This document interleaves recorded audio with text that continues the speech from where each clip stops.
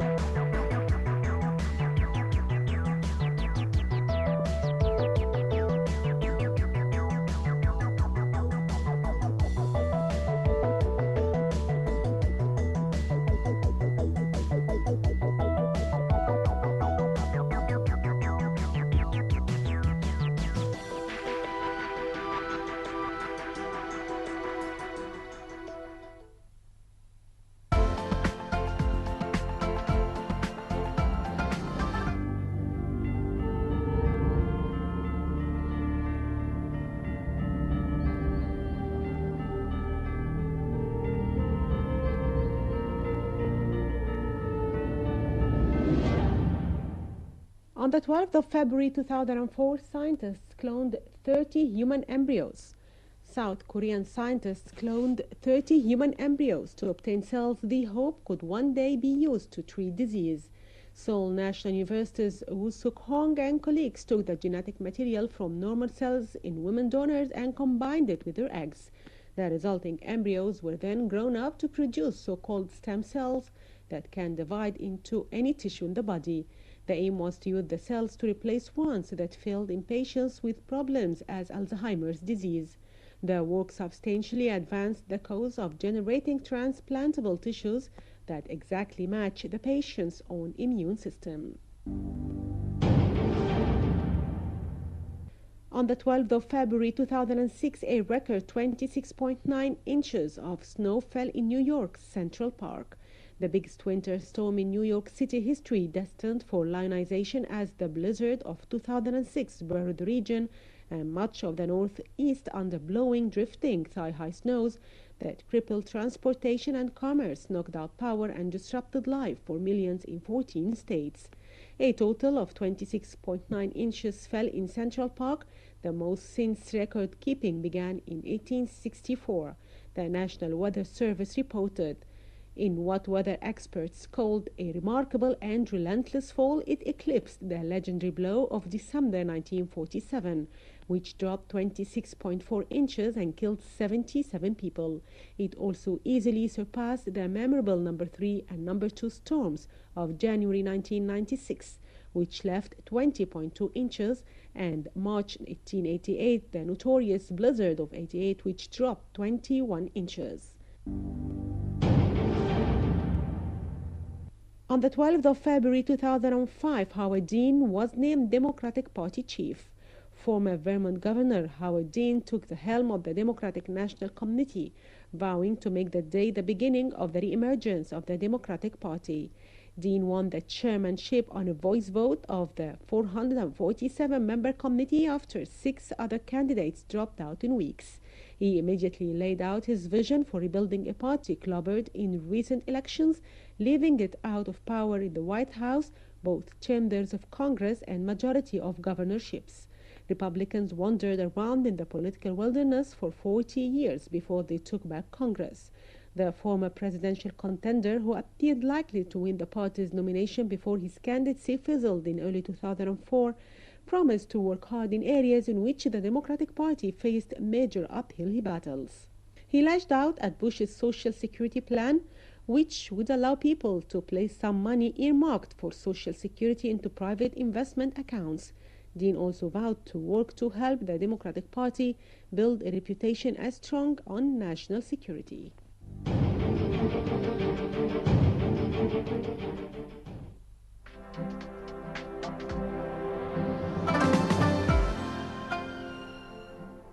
Welcome back. Now we're going to take a look at a feature story featuring tourists who are here in Egypt enjoying their time on the Red Sea coast. Let's take a look. Ahmed Abdul Ghaffar comes from Hurghada, I believe.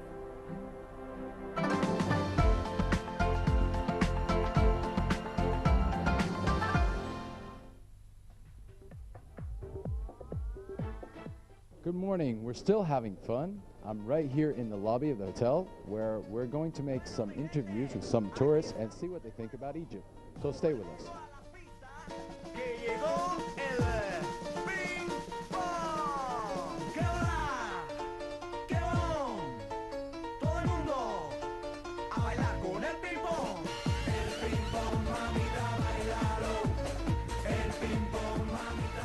I'm here standing next to Mr. Amr Abdel Fattah, who's the assistant front office manager. Hello, Mr. Amr. Hello. Tell me, Mr. Amr, what is the check-in process here in this hotel for the tourists? Before any check-in, the front desk staff make sure that the rooms are ready for the new arrival, cleaning and supplies. Also, they prepare the key cards, registration cards, and any needed info sheets to be given to the clients upon check-in. And when the clients enter the lobby area, all the front desk staff welcome them in Siva Grand Beach. Then the front desk staff start to check them in, providing them with any needed info during their stay in the hotel and wishing them pleasant stay in Siva Grand Beach. Second thing I want to ask you, how do you handle guest complaints here in this hotel as well? First, I listen to the client's complaints carefully and discuss it with them, and according to the kind of complaint, I take my action to satisfy the guests in the hotel fully.